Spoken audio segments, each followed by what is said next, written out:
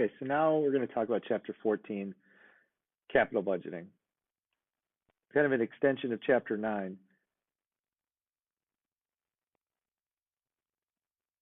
So classification of projects are done according to size.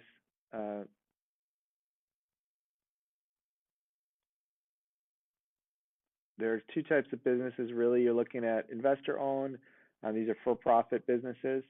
And then there's not-for-profit businesses.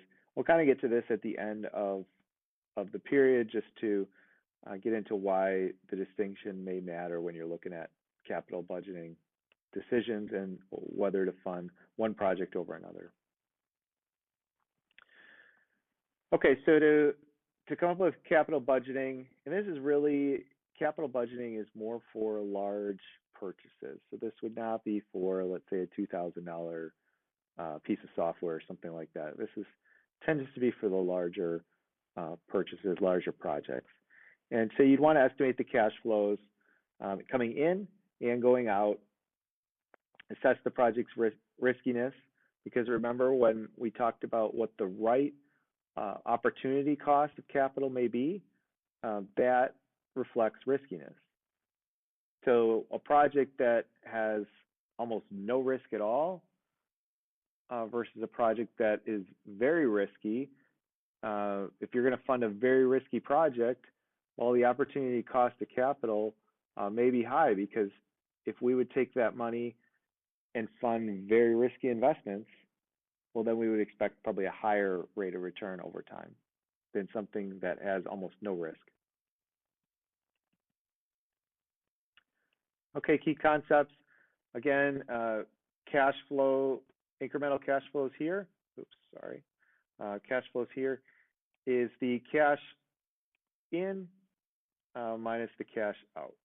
So cash in minus cash out. And the timing, even though as we know with a project, which we're going to talk about an MRI again, a project has revenue coming in probably on a daily basis. Even though that's the case, just for estimation purposes, it's typically done on an annual basis. And the project life is often unknown, but what is typically done in practice is guess what that useful life may be. So if the ordinary life for that equipment would be maybe 15 years, that would be used as the estimated life of the project. Even though it may end up going 2025, just kind of what's the norm there. So concepts as you're doing capital budgeting, do not include sunk costs. So sunk costs are costs that are you've already paid. You've already paid for something, and I'll show you an example in a minute. But you've already paid for it, so your project has no bearing on those costs at all. They're already done. Opportunity costs, though, on the other hand, your project has a bearing on these, and I'll get into an example of what that means too. And so that as part of opportunity costs, you do consider the impact on other business lines. So what happens if I start my MRI? Does that impact something else that we're doing? And then you must include inflation. So always consider inflation, and we'll show you what that looks like. Okay, so in this example, talking about a piece of diagnostic equipment, you could be talking about an MRI, but it doesn't have to be. In this case, $200,000 initial purchase price plus the $40,000 shipping. Your expected life of this equipment 4 years, and salvage value is $25,000. Salvage value means that when the life of the equipment is done, so in this case, at the end of 4 years, you expect this piece of equipment to still be worth $25,000. So that's kind of your useful life, how much the project is worth at the end of that. So cash flow estimation, these are just numbers given to you as an example. You have an inflation rate of 5%, corporate cost of capital of 10%, and other costs and revenue given to you. So here, we'll get into how this looks. So your initial cash outlay, you're paying out $240,000. Remember, these are in thousands, so it just looks like 240 here.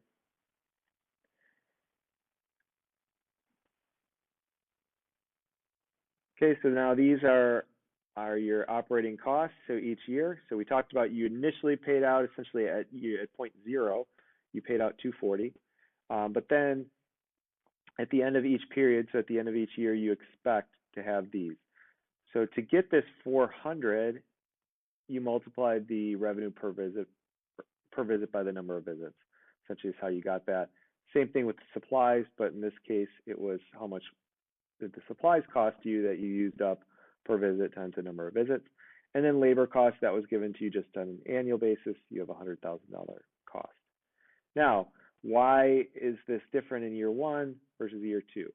Well, because you want to consider inflation. So this project said there was a 5% inflation cost. So that's, you can pull that, you can look online to get that number. But oftentimes you just Google it and it'll say the annual inflation is 3% or 5%, whatever it is, and that's what you'd use. And then you just multiply what you had from the previous year times 1 plus the inflation rate. So if the inflation rate's 5%, you would just take this here. So that would be 400, and you would multiply it times 1.05.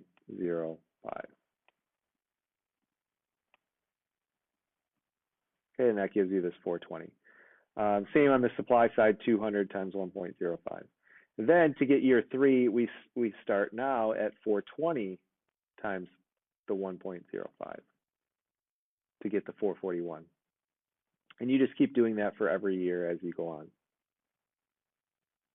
We're not including depreciation because depreciation is not a cash flow, so that no money is exchanging hands with depreciation. So if money doesn't exchange on something, on an expense, then you don't consider that.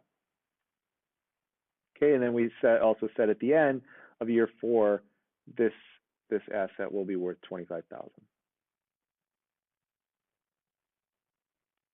Okay, so we started with this 240. Remember, we said we paid that out at the beginning to buy this equipment, and then we already had calculated each cash flow at the end of every year, and we cannot forget about the salvage value here of $25,000 at the end of year 4.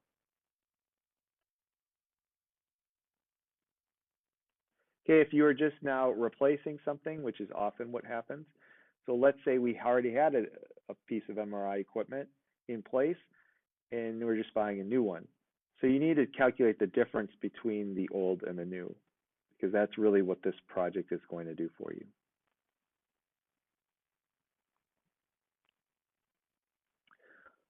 So which of these would be affect the cash flow estimates?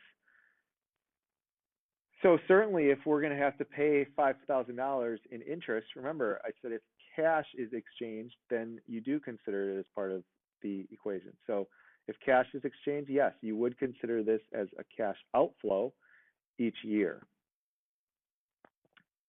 If $25,000 was spent last year to improve the space, this is an example of a sunk cost. So unless you specifically had paid the $25,000 solely to take this piece of equipment on, in that case, you would consider it as part of the cash inflow outflows.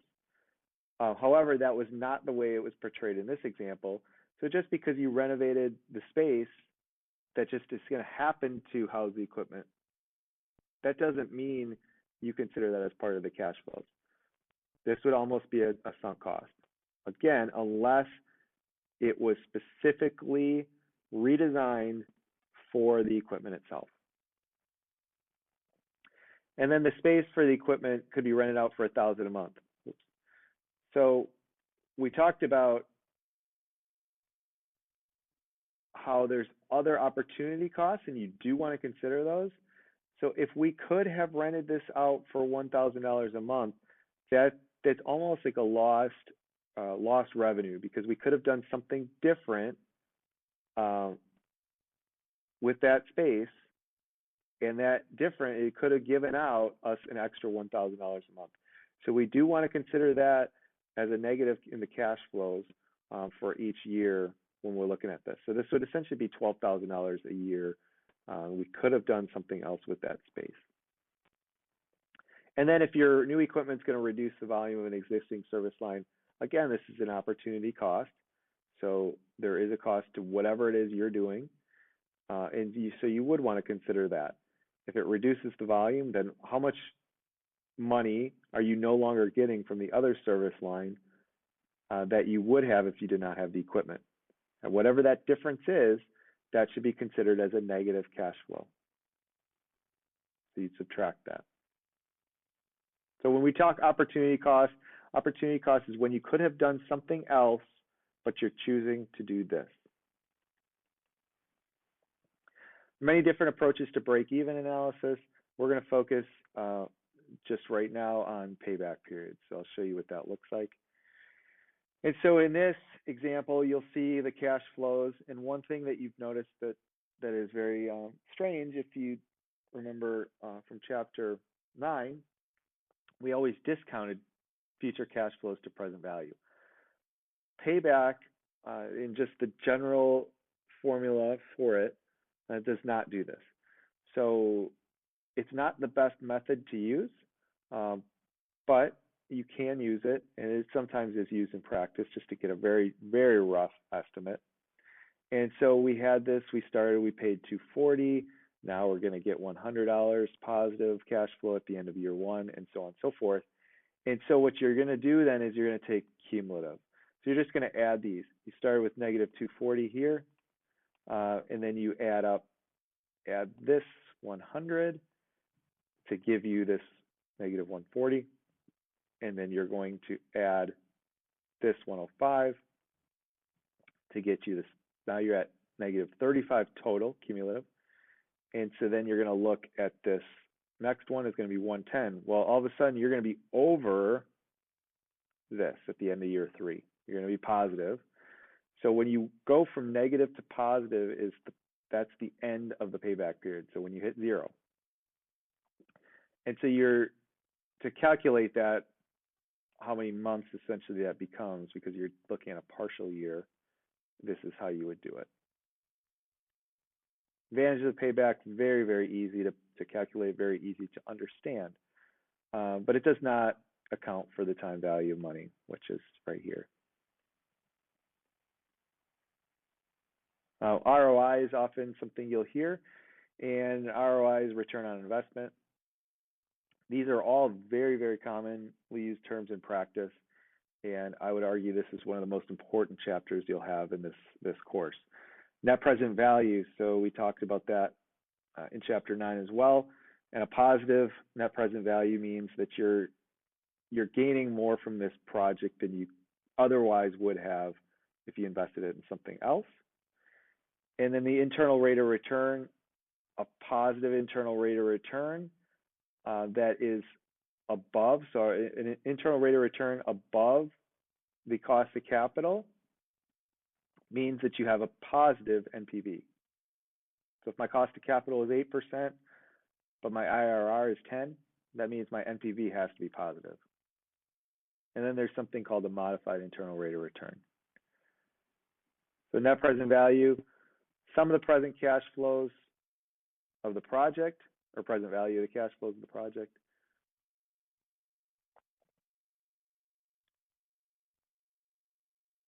We've already done some calculations on NPV, but now this is taking the cash flows from our project that we just did and bringing it down to an NPV. So we see that it has a positive of $117,000. And if the opportunity cost or cost of capital is 10%, then our IRR has to be greater than 10% because we have a positive $117,000.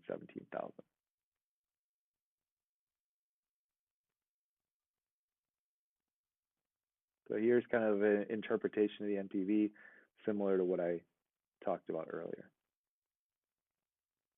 NPV is 0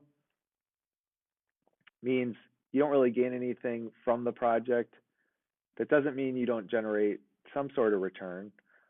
It just means your return matches what you could have done on another similar risk investment. Internal rate of return, again, already talked about that. That's your rate of return on the project.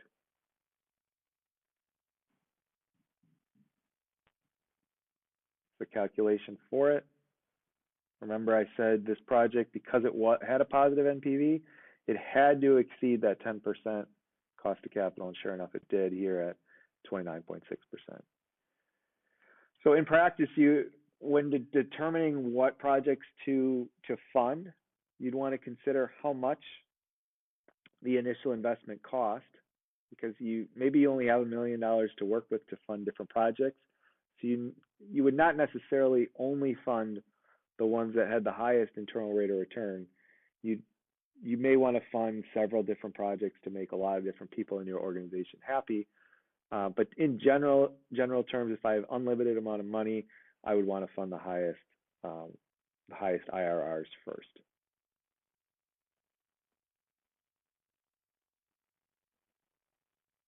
Interpretation of the IRR. Again, we said if it's greater than the cost of capital, then you would have a positive NPV. So it would enhance the financial condition, and it would be recommended that you invest in this project. But we all know that you do not have unlimited money, so it's possible not every project with a positive IRR that's greater than the cost of capital would get funded. A meaning of IRR of 0 means there's no return on this project at all. In fact, you're not gaining anything from this project. And then if I'd compare that to the cost of capital or the opportunity cost of capital, and if that was 10%, I certainly would not want to do this, because I'm getting 0% from this project, and I could have received 10% on a similarly risky project. This says I expect to get 10% back each year from this project.